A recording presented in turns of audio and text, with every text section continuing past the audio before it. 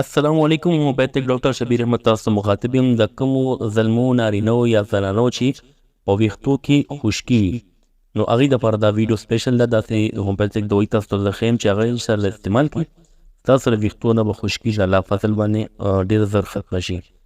د انسان 80% ښایست چې کوم د بدن دی هغه په ویښتو باندې دی.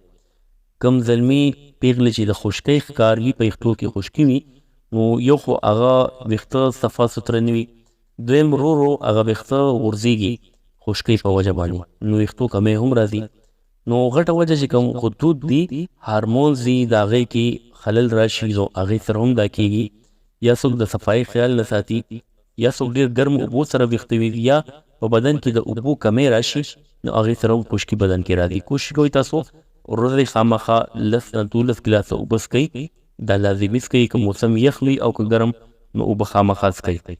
بل داسې خوراک کوئ، داسې سبزیانې، داسې میوې چې په هغې کې د اوبو مقدار سیوایي، لکه سبزیانو کې سلاد شو، بادرنګ شلو، په میوو کې انګور شلو او دا مالټې شولې، نو دې کې انار شلو، دې کې اوبو مقدار ډېر زیات سیوایي، نو دا خامخا استعمالوئ، دا خورئ.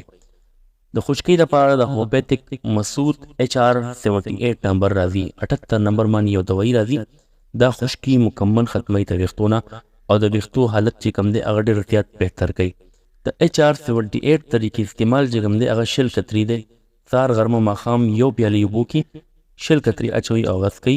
ډوډۍ نه نیمه ګنټه مخکې هم څښلی شي، نیمه ګنټه پس هم څښلی شي. او د دوایي د استعمال د دوایي د خوراک نه مخکې په ساده اوبو باندې خوله خامخا کنګالوئ. د دې دوایي هېڅ ساید افیکټ نشته، تاسو بې فکره استعمالولی شئ او انشاءالله څو ورځې دننه به ستاسو د ویښتو نه خشکي د الله فضل باندې ختمه شي. که چېرې ویډیو ستاسو خوښه شوي وي، دا چینل ډاکټر شبیر پښتو خامخا سبسکرایب کړئ.